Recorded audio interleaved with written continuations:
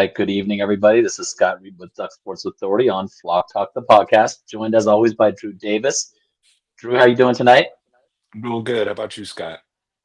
Doing very well. A little tired from the dog walking. We talked about that off screen, but we will wish Lee well tonight. He is out with the flu and didn't feel like he could contribute very well when he's down with the flu, so he's not joining us tonight. So it's just Drew and I, and we are going to jump in and talk about the Maryland game. And I put this header as struggles with Maryland, and I put struggles in parentheses for a reason. Is it really a struggle when you win by 21 points? No. Was it a struggle at points in the game? There were some points where there were some struggles where Oregon was allowing Maryland to hang a little bit closer than they should have, despite, in my opinion, dominating. If you looked at the stats, Billy Edwards came in averaging over 300 yards per game passing, and he had 206, I believe. So it's not like they were doing what they wanted to do all game long.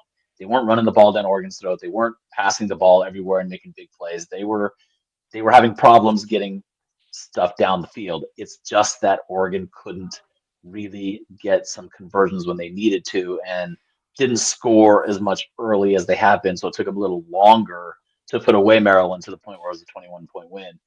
But you look back at it, Dylan Gabriel didn't have his best game, 183 yards passing.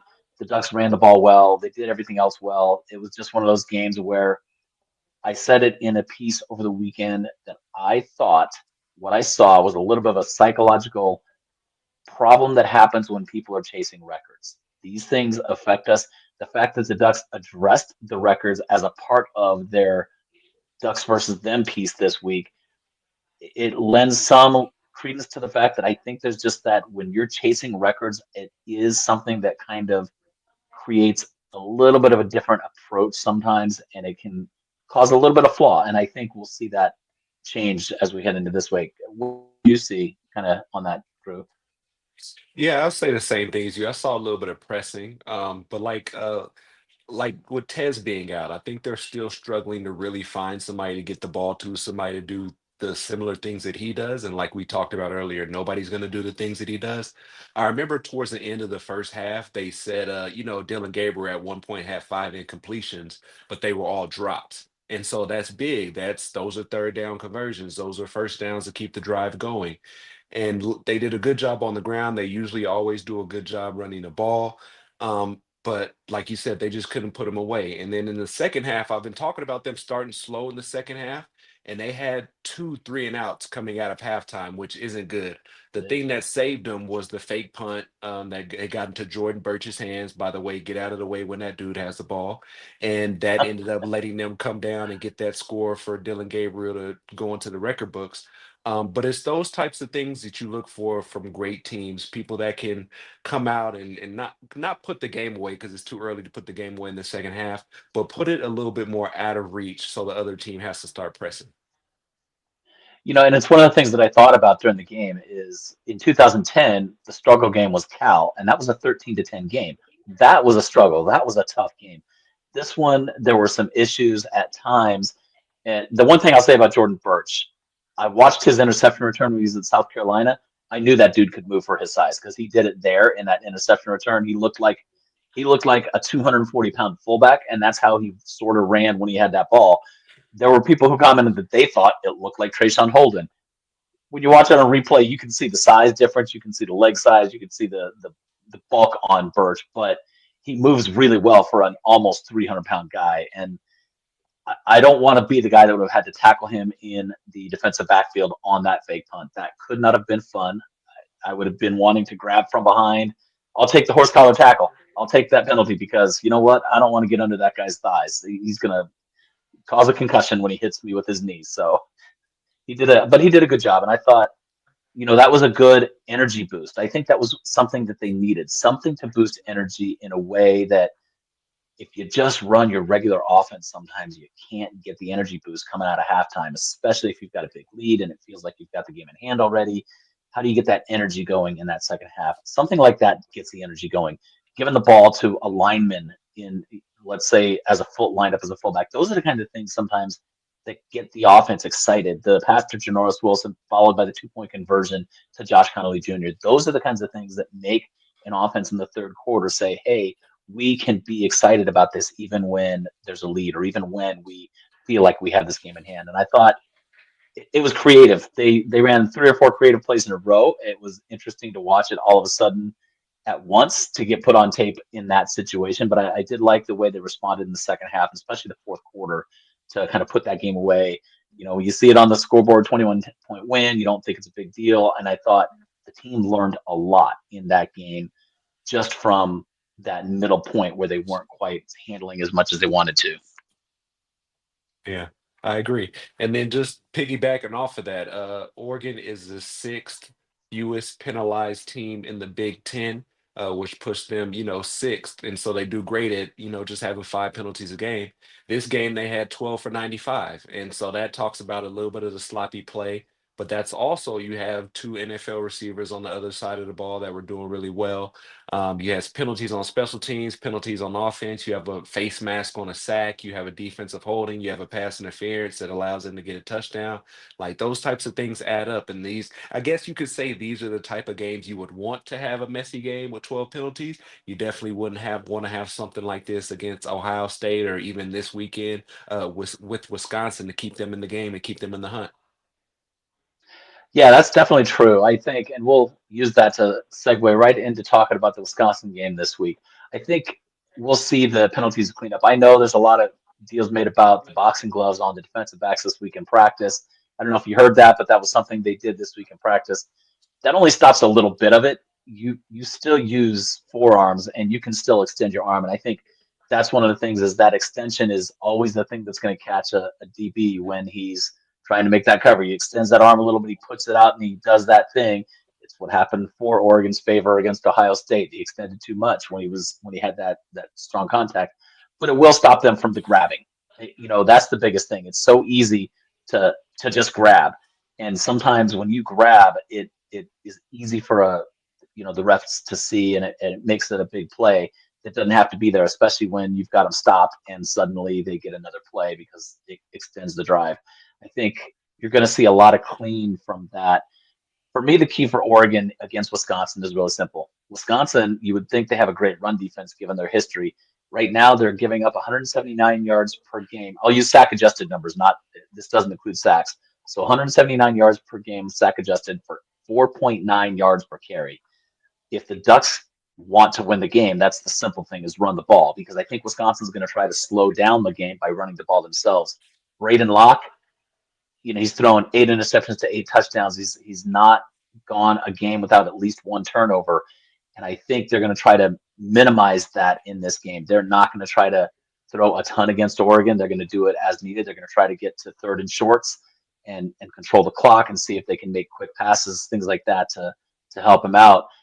And it's going to be that game. But I think at the end of the day, Oregon has far too many offensive weapons. Even without Tez Johnson, there's just too many weapons on that offense to really expect Wisconsin to hold them below 30 points, which I don't see happening. The weather is not going to help. It's going to be perfect for football, so it's not going to help Wisconsin like some thought it might when they saw this circle on the calendar mid-November in Wisconsin. Are we going to see snow? No, it's supposed to be actually nicer there than it's been here all week. So I don't see a ton on their team that would preclude Oregon from winning this game comfortably. I think I put 34-17. What do you kind of see from Wisconsin so far? And like you said, anytime you have a quarterback coming in the game that has the same number of touchdowns as interceptions, knowing that their quarterback got hurt earlier this year, Tyler Van Dyke, so they're playing with their second string quarterback, I think, maybe might be third, but second. And you don't want to put too much on him. And so, like you said, he's probably had a turnover in every game up to now. And so they want to do some things like run the ball. The great thing is Oregon has a great run defense. They allowed 83 yards last week against Maryland, which was fantastic, which was great. And they ran the ball, I think, upwards of 34 times.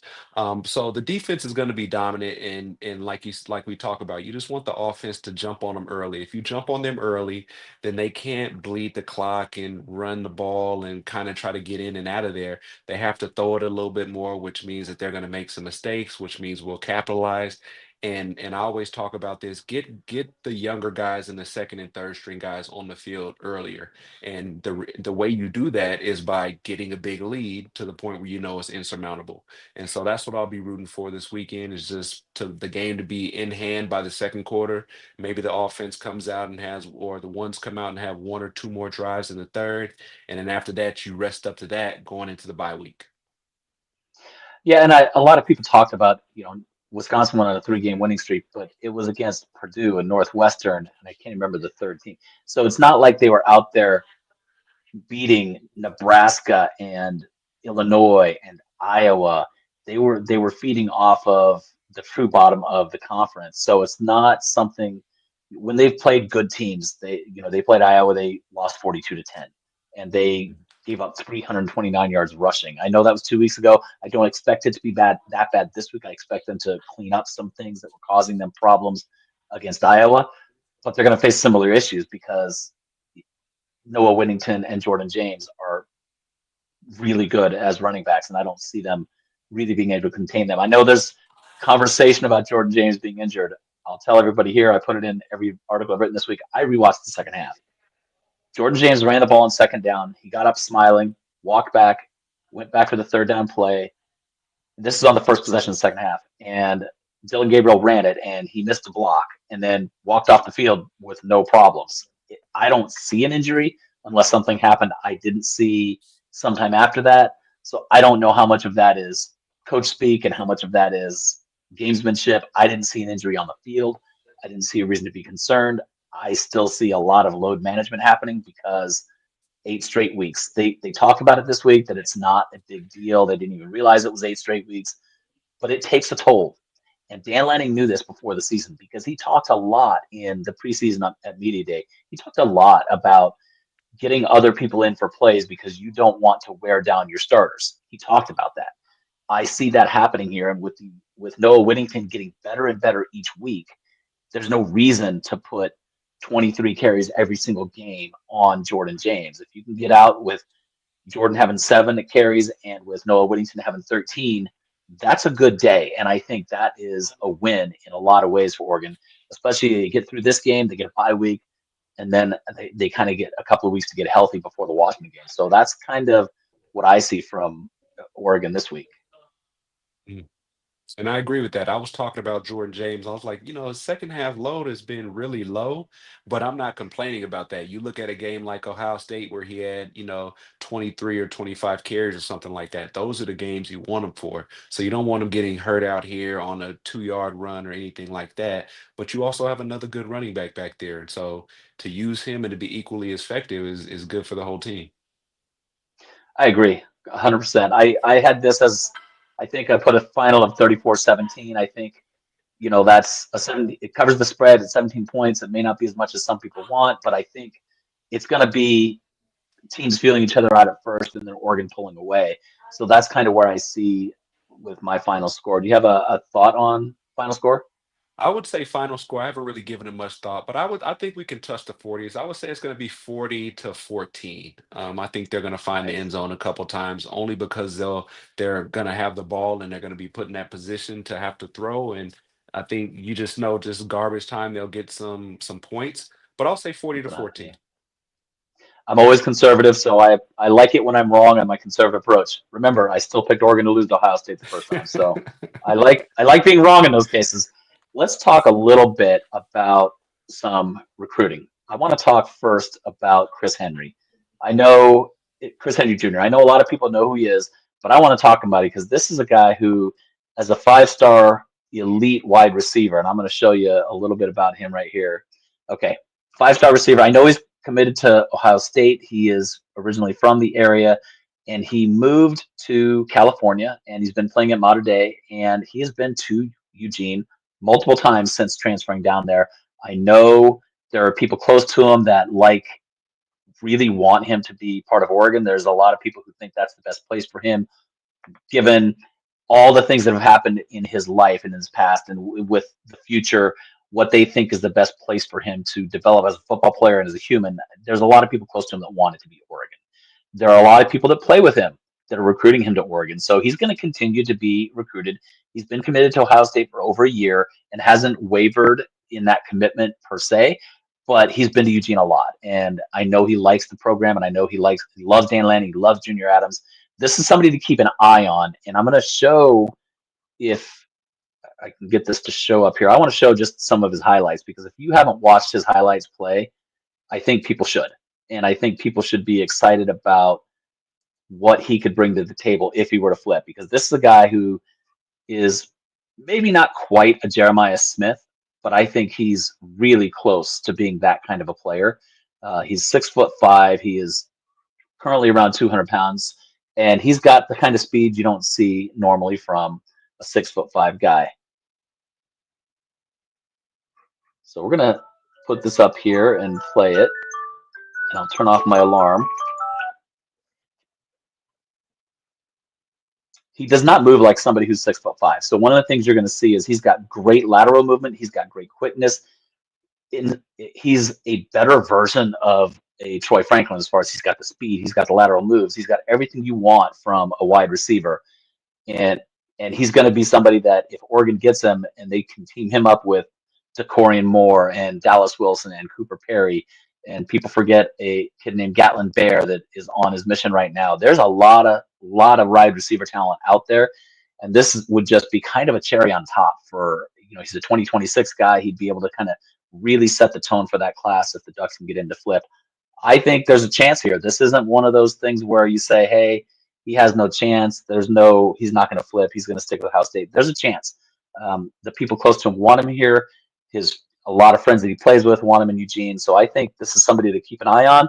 Definitely a really, really talented kid that is going to be a difference maker no matter where he ends up. I don't think this is somebody that is overrated at all. Everything I see from him is elite talent. And I'll let people watch a little bit more, because this guy is just, everything he does is good. He's a smart football guy too. He knows the game. He's not just a raw physical freak. He knows the game well, and he makes plays, and he understands what he's doing with leverage and position, things like that. Always a high school receiver can improve their technique, but you see some of the things he can do with vision, with lateral quickness, the hip moves. I really love just everything he can do for an offense. But that's a great throw. That was a great throw because it split two defensive backs. We'll get off of that one. Yes, if you can have a great throw, and he plays at a pretty good talented team at Mater Dei, so they're going to be able to do things that other schools might not be able to. And if people don't know, his dad was Chris Henry Sr., played for the Bengals, was a really, really talented receiver. And I think, there's a tragic ending for his dad, but I think this is just one of those kids that is going to be special at the next level. And it's somebody that if you don't watch a lot of recruiting, this is somebody you should know about. Look at that. There's 3 people over there. He's special. And so, it's one of those things that I'm going to stop that. We're going to kind of talk a little bit. Just one of those guys that I really wanted to talk about this week, because I like featuring at least one recruit every week on a recruiting segment, just so we can talk about how good they are. But I'm going to move, because I've got a second recruit to talk about this week, and that is going to be Vander Ploeg.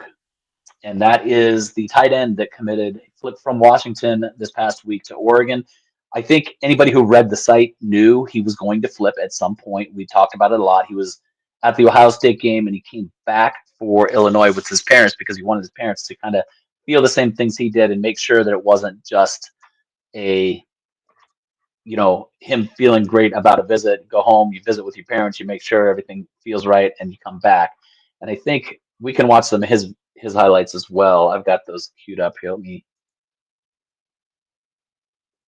share the screen again and show those highlights. I think this is something, and the reason that's important is Oregon does not have a tight end in this class. They lose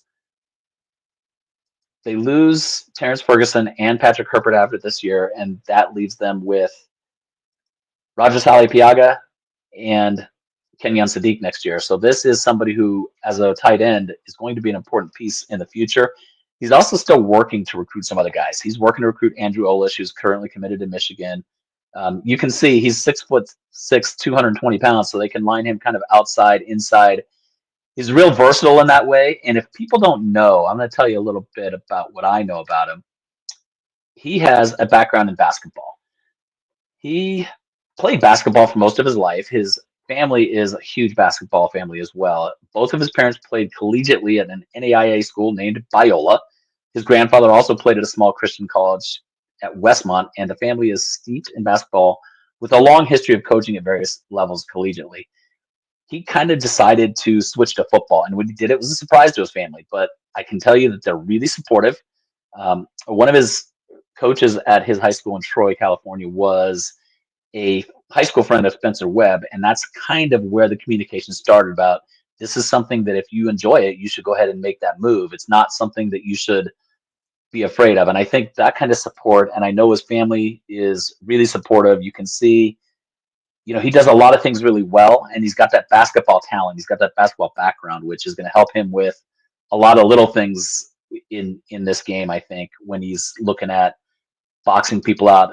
Zach Ertz, right? That's Zach Ertz caught a touchdown that he didn't really catch, but we'll not go into that because he understood his body and how to block people out. But he was really good because of that as well. And I think I'm not going to say Vander Plug's at that level yet, but I think we see a kid that is going to be a potentially special player, and it's an important piece for the 2025 class. I know they wanted a tight end. Doesn't stop him from pursuing Lincoln Cure still or trying to get him out for Washington. Doesn't prevent them from still trying to get Andrew Olish, who is, like I said, currently committed to Michigan State. That one seems like a little bit of a longer shot because he's also looking at Notre Dame and Penn State and some other schools closer to home. But I think this is a key piece and somebody who is really just starting to see what he can do at this level playing football because he just doesn't have the same breadth of experience in the game as some of these other guys that have been doing this for 10 or 15 years. See anything you like there?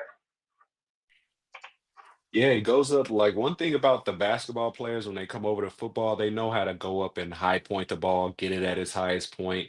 Like you said, if we're gonna bring him in for tight end, he's a little small right now. We need to put some weight on him. But I know some other great tight ends who are great basketball players, a la Ed Dixon, who just was just good and can catch the ball, had nice soft hands. And so there's just something about it when you get a tight end who's played basketball, who's athletic and there's just a different feel from them. And like you said, we need to replenish that room. And I'm just glad to get another recruit and another duck that just looks comes off the screen like he's doing. I think you said something really important there that we forget about when we talk about basketball players, and that's the soft hands. I think we forget how good basketball players have to be with soft hands to catch passes. It's different catching a pass at the high school level and catching in basketball than catching a football, but the soft hand stays the same. And people don't think about that with basketball players, but I do. And I think you realize how good they are with their hands once you see them move on to football and you say, wow, how does he catch so naturally? Because he certainly hasn't done the pass catching drills all his life like you would have done or like I would have done or some of these other guys that play wide receiver or tight end all their life. He's only been doing it for a short time and yet he's still got those pass catching skills. That's because he's still an athlete. And I think people it's one of the things I love about high school athletes that play other sports and don't specialize too early. The other sports help you develop as an athlete and do things that you might not be able to do if all you did was specialized. You might have a bunch of technique things down right for football, but maybe you don't have the soft hands. And maybe that's why you end up at safety instead of wide receiver. Or maybe you don't have the ability to use your body to kind of position yourself for those 50-50 balls. That's something you learn in basketball that you can try to learn it in football, but it's not the same because most plays you don't practice boxing up for 50-50 balls.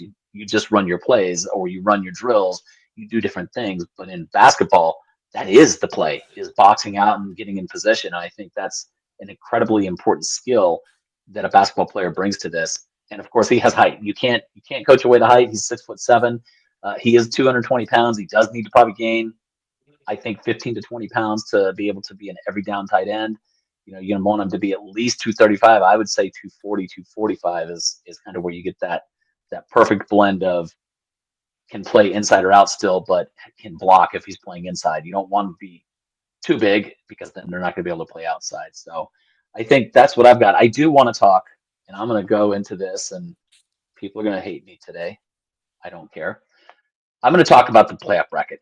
And the reason for this is I heard Paul Feinbaum talking yesterday about Georgia getting hosed and why Penn State and Indiana don't belong where they are. Well, the first thing that you have to understand is there's two reasons that Penn State and Indiana are ahead of Georgia and why Georgia's at technically they're 12, but they're the 13th seed. And that's the first is real simple. Georgia has two losses. Indiana has zero. Penn State has one. That's just a reality that you can't take away. They lost, yes, to two really good teams, Alabama and Ole Miss. The second problem is Georgia suffering from what we'll call a recency bias. Their most recent game, they got beat really bad by Ole Miss. They got manhandled up and down the field by Ole Miss. Yes, Ole Miss has done an incredible job getting defense, especially their defensive line, improved in the offseason through the portal, through some signings, different things. But they manhandled Georgia. And so when voters went to the polls, what were they supposed to do? What was the College Football Playoff Committee supposed to do? Say, yeah, you just got manhandled, but we're going to go ahead and put you ahead of two teams that have less losses. Is Indiana as good? We don't know that yet. We'll find out next week when they play Ohio State. Is Penn State as good? No way to know. They lost one game. It was to Ohio State. They don't really have a challenging schedule ahead of them, but they played close and they actually were in that game against Ohio State to the end. So there's not something there that says that team is undeserving of being ranked. Are they the fourth best team in the country? Maybe, maybe not. They're not going to get a number 4 seed. I think this is something that bothers me about it the most. And that is this is what the SEC got away with for decades. That was having 2 or 3 teams really good pull everybody else up with them. And now that that's not happening, now that another conference is deep enough to have 2 or 3 good teams pull everybody else up with them and pull themselves to great position, it's bothering the people who have been in control of this game for 20 years. And that's something they're going to have to accept and get over because as we move forward with the college football playoffs in a 12-team format, we're going to see more of this. And no matter how many teams you include in a playoff format, there's going to be some teams left out. And that team is going to feel they have an argument to make that they shouldn't have been left out. That is always going to be the case. It's the case in the BCS. It was the case in the 14 playoff, and it's going to be the case in the 12-team playoff. And does a 2-loss team that got manhandled by Ole Miss deserve to be in the top 12 right now? No, they don't. That's my opinion. I don't think Paul Feinbaum's going to watch this and argue with me because he's probably not going to see this, but that's my opinion at the point. And I just wanted to share that because I do want to kind of expand a little bit at times. We've got to start thinking about what the college football playoff is going to look like because Oregon is almost surely going to get in unless the rails fall off or the wheels fall off. Something happens down the stretch. They're going to get in. Even if they don't win the conference championship game, they're going to get in. So we have to start thinking about, hey, how does this stuff starting to shape up and look out there? I think either way, Oregon's going to be in really good shape with what they're going to face. And I kind of like the poll. I like what they did. I like that, you have 2 losses. You're the top ranked 2-loss team. Are you deserving in the current field of teams with 2 losses? Do you deserve to be ahead of a 1-loss or a 0-loss team for a playoff spot? They said no. And I agree with that decision. Hmm. And like you said, everything over the next couple weeks is going to kind of help figure it itself out. But just for this first go round, this is a good just indication of them saying, hey, the recency bias we've just seen, you guys just got your butt kicked last week. You guys got another tough game this week. So you guys can probably pop in here after this week against Tennessee. But for the most part, it's just saying, hey, here's what it is. And like you said, me looking on there and seeing what four Big Ten teams, 3 SEC teams. We knew what was going to happen when the conference realignment happened like this because you got better teams in some more significant conferences, and now it's just not all about the SEC. Now they got to pay attention to the Big Ten as well because there are some great teams around the country, and we know sometimes the SEC can cannibalize itself as well. And the Big Ten has cannibalized itself in everything below the top 4 teams. Illinois has been cannibalized by playing some really good teams. Nebraska's played some really good teams. They've been cannibalized. I won't say USC has been cannibalized. They cannibalized themselves because they played poorly and they kind of deserve to be where they're at. They've not played well down the stretch in games. They've earned their losses. This wasn't being cannibalized by better teams. They lost to Maryland. That's on them. That's not on Big Ten cannibalizing. They should have won some of those games and they didn't, and that is on their coach. They can be upset as much as they want. He can talk about, well, 3 or 4 plays and we'd be undefeated. Oh, great, but you didn't make those plays, so you're not undefeated. So it doesn't matter how close you are to being undefeated. You have to make those plays. Ohio State could say the same thing right now. 1 more second and they'd be undefeated, but they didn't have 1 more second. So they're not undefeated. So they are going to have to, go through the gauntlet again. And I think the final piece on my thought is USC has lost a couple of recruits in the last week.